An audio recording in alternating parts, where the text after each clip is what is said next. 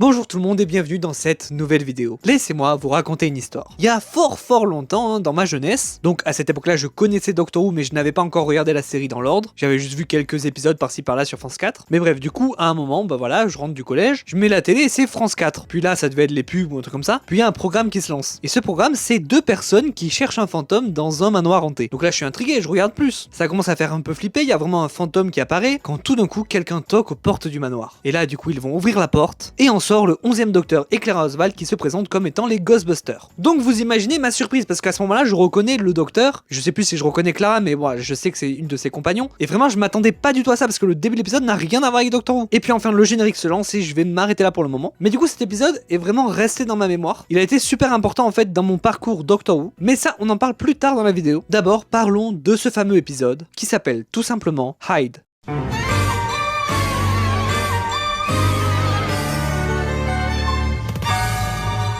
L'épisode est écrit par Neil Cross. Alors comme ça, ce nom ne vous dit peut-être rien, mais sachez que le script de Hyde a tellement convaincu qu'on lui a proposé d'écrire un autre épisode sur cette même saison, l'épisode de Rings of Akaten, épisode vraiment énormément apprécié. Donc sans Hyde, il n'y a pas vraiment d'Akaten, en tout cas pas comme ça. Pour la remise en contexte du coup de où on en est dans la série à ce moment-là, on est sur la dernière saison du 11e Docteur de Matt Smith, c'est même la partie 2 de cette 11e saison qui est en deux parties différentes. Donc on est vraiment sur la fin.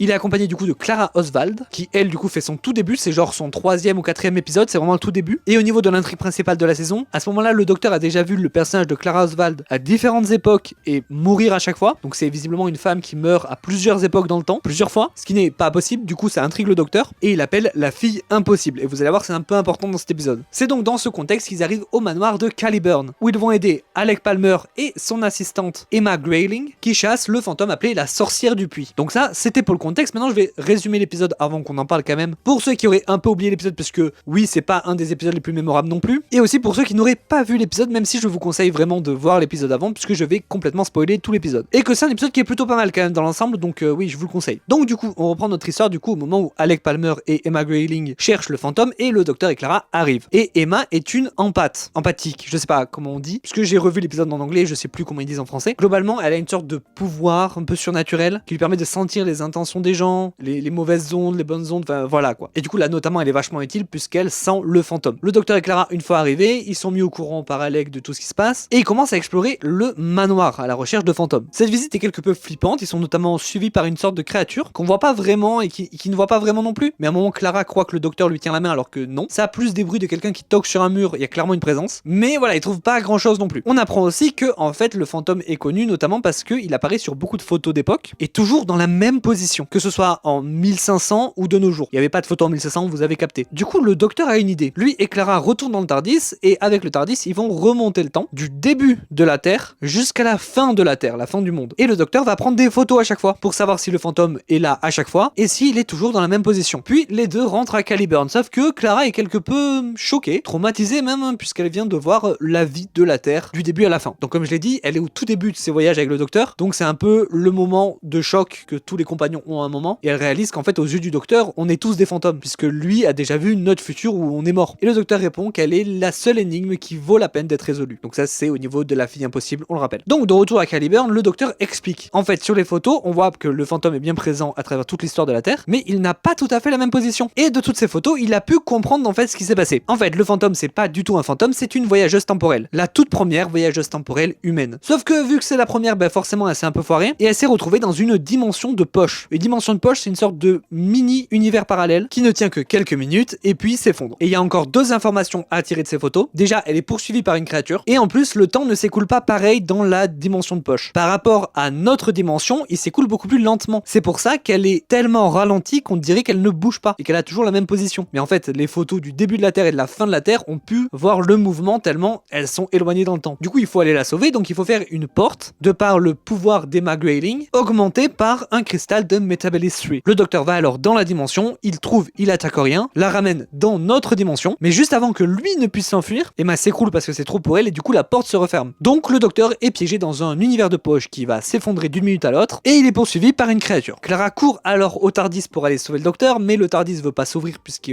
Clara n'a pas la clé. Clara se dispute alors avec le TARDIS et finalement le TARDIS lui ouvre la porte. Pendant ce temps-là, Alec a encouragé Emma à réouvrir la porte et lui a notamment avoué qu'il l'aimait. Bref, du coup le docteur est sauvé par le TARDIS et la porte d'Emma et tout est bien qui finit bien. Le lendemain, le docteur avouera à Emma qu'il était venu pour elle en fait, parce qu'il voulait qu'elle utilise ses pouvoirs d'empathie pour lui dire si Clara était normale. Et elle lui répond que oui, a priori Clara, il y a rien de bizarre avec elle. Sur le retour vers le TARDIS, le docteur spoil que Ilata Coréen est en fait la descendante d'Alec et Emma, et c'est pour ça que le lien était si fort entre eux. Et vu que c'est le docteur, il part un petit peu dans une tirade et tout ça, où il est en mode l'amour c'est fou, c'est incroyable, et là il réalise un truc. Il y a en fait depuis le début deux créatures. Une piégée dans la dimension de poche, et une qui l'attend dans le château. Ça n'a en fait jamais été une histoire de fantôme, mais c'est une histoire d'amour. Il demande donc à Emma une dernière chose, réouvrir le portail, et il part sauver la créature. Et là, c'est vraiment tout est bien qui finit bien. Alors, vous le savez, j'aime bien commencer mes analyses par parler des personnages. Alec Palmer fait, selon le docteur, partie des irréguliers de Baker Street. Ce sont les enfants des rues qui aident Sherlock dans ses enquêtes, notamment en espionnant pour lui. Alors du coup, ce que ça implique pour le lore, est-ce que ça veut dire que Sherlock a vraiment existé? Le fameux crossover entre le Sherlock de la BBC et Doctor Who? Surtout que c'est pile l'époque où il y avait les deux séries. Nous le saurons probablement jamais. Au niveau d'Emma Grayling, c'est une empathie du coup comme on l'a dit, ce qui lui donne des pouvoirs surnaturels. Et c'est assez rare dans Doctor Who. C'est même quasi inexistant en fait avant les 60 ans. Et là, l'épisode dont on parle aujourd'hui est sorti avant les 50 ans. Donc c'est carrément plus avant encore. Avant les 60 ans de Doctor Who, vraiment le surnaturel c'est... Il y en a un peu dans Doctor Who mais il y a toujours un doute sur est-ce que ça existe vraiment ou pas. C'est jamais frontal comme ça. Et quand c'est frontal comme ça, en général, il y a une explication extraterrestre derrière. Alors là, il y a l'explication de Ilata Coréen est une descendante, mais c'est assez léger quoi. Donc c'est pas forcément une mauvaise chose, mais c'est intéressant, c'est plutôt original. Clara aussi dans cet épisode est super intéressante. De part déjà le mystère de la fille impossible du coup qui continue dans cet épisode, mais qui est bon le fil rouge de la saison, donc voilà, c'est pas vraiment sur cet épisode, mais aussi juste elle en fait. Notamment sa réaction face à l'histoire de la Terre qu'elle voit se dérouler devant ses yeux, réaction qui est géniale et surtout complètement logique, et sa dispute avec le TARDIS aussi. J'adore le fait que le TARDIS soit vraiment vivant, et du coup dans cet épisode il y a complètement cette idée là, donc c'est génial. Et enfin le docteur, il met déjà la tenue orange que tous les docteurs de la New Who ont porté jusqu'à Jodie Whittaker. Les deux derniers l'ont pas porté malheureusement. Et en termes de continuité, à un moment il mentionne l'œil d'harmonie, mais surtout il utilise un cristal de Metabolis 3. Et si vous n'avez pas vu l'ère du troisième docteur, Metabolis 3 est une planète que mentionne énormément le troisième docteur durant toute son ère. C'est une sorte de running gag. Dès le moment où il n'est plus banni sur Terre, il essaye d'y amener Joe Grant,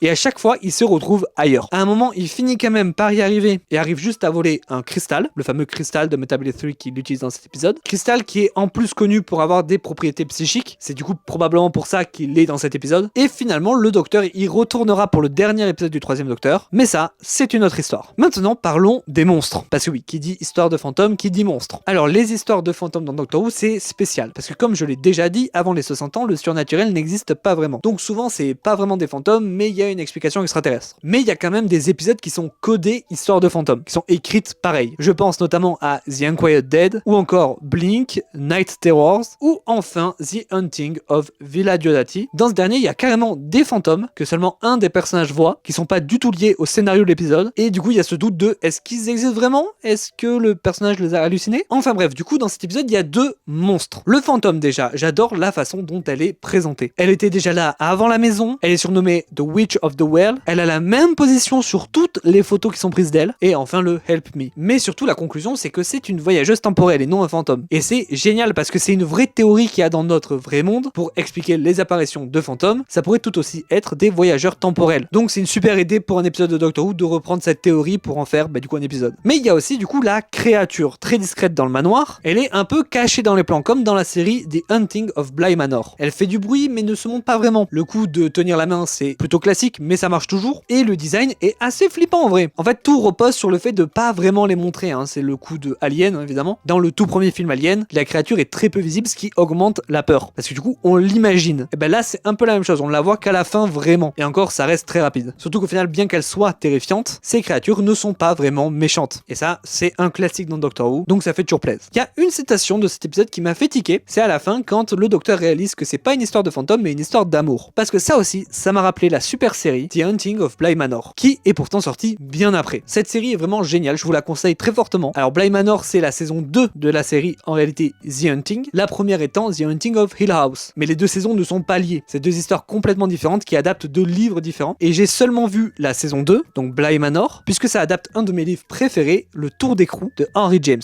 que je vous conseille aussi très fortement. Notamment si vous étudiez le fantastique en cours, puisque c'est dans ce cadre-là que j'ai découvert ce livre, donc il pourra que vous être utile. Mais les points communs ne s'arrêtent pas au fait que histoire d'amour et histoire d'horreur est liée, qui est d'ailleurs un concept que j'adore. Neil Cross, du coup le scénariste de l'épisode, s'est inspiré pour écrire son épisode de The Haunting of Hill House, le livre qui a du coup lui-même inspiré The Haunting of Hill House, la série, qui est la première saison de The Haunting, dont la deuxième saison c'est Bly Manor, vous avez compris, mais globalement tout est lié et je vous conseille tout. Alors du coup, pourquoi j'aime autant cet épisode, qui est pourtant, j'en suis sûr, pour vous un épisode plutôt osef, peut-être que vous le trouvez bien, mais c'est pas non plus l'un des plus mémorables, et je suis d'accord. Déjà comme je l'ai dit, il y a ce côté histoire d'amour, histoire de fantôme, Bly Manor, Haunting of Hill House, qui me rappelle du coup tous ces livres fantastiques, j'adore le genre fantastique en fait, et il y a aussi tout ce côté chasseur de fantômes qu'il n'y a pas vraiment dans d'autres épisodes de Doctor Who. Même dans les épisodes plus fantômes codés, il n'y a pas vraiment ce truc de chasser un fantôme, ça c'est propre à celui-là. Évidemment, la relation entre le Docteur et Clara qui commence surtout dans cette première saison, et notamment le on est tous des fantômes pour toi, voilà, cette citation est folle, et tout le contexte de la fille impossible. J'aime aussi le fait que la fin de l'épisode, on croit que c'est fini, et puis en fait, retournement de situation, et la créature antagoniste de l'épisode, en fait, c'est pas du tout un méchant, et faut aussi aller la sauver. J'adore quand les épisodes de Doctor Who font ça, qu'il y a une sorte de plot twist à la fin, et du coup, c'est pas encore fini. Je pense notamment à un certain double épisode de la saison 4, avec une certaine archéologue. Mais surtout, sans cet épisode, la chaîne n'existerait probablement pas. Je vous avais dit que cet épisode avait été super important dans mon parcours Doctor Who. Et bien maintenant, je vais vous expliquer pourquoi. En fait, j'aurais du mal à dire quel est le premier épisode de Doctor Who que j'ai vu, puisque quand j'ai eu l'âge de commencer à regarder, je connaissais déjà de par mes parents qui regardaient depuis le retour en 2005, et j'avais déjà vu par-ci par-là des épisodes sur France 4, des parties d'épisodes, puisque France 4 était une chaîne que je regardais quoi quand j'étais petit. Donc globalement, ça remonte à il y a trop longtemps, et ça faisait juste partie au global de ma vie quoi, donc je sais plus lequel était le premier. Puis du coup, un jour, je me suis mis à regarder plus les épisodes, c'est-à-dire toujours au pif quand ça passait sur France 4, mais à vraiment regarder ça parce que c'était Doctor Who et pas juste parce qu'il y avait un truc à regarder. Sauf que j'étais encore très jeune et je suis tombé sur l'épisode A Girl in the Fireplace et ils m'ont terrorisé ceux-là. Mais tellement que j'ai eu du mal à dormir les nuits suivantes et du coup,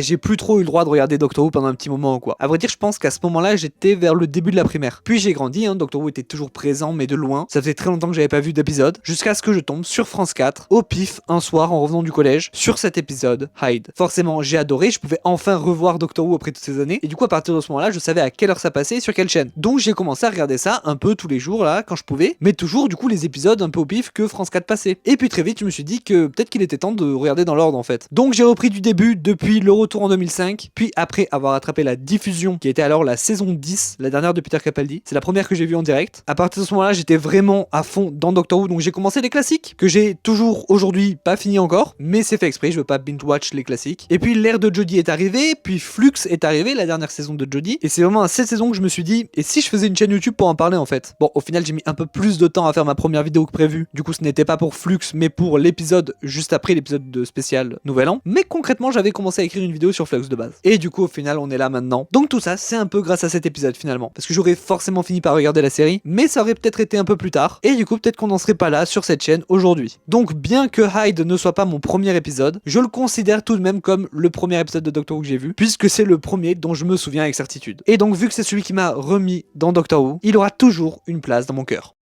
Merci beaucoup d'avoir regardé cette vidéo, n'hésitez pas à dire votre avis sur l'épisode dans l'espace commentaire tout simplement. Vous pouvez aussi liker, partager, vous abonner. N'oubliez pas qu'aux 1000 abonnés, il y a une vidéo spéciale sur la chaîne. Et moi je vous dis à dans 2 semaines pour la prochaine vidéo. Ciao!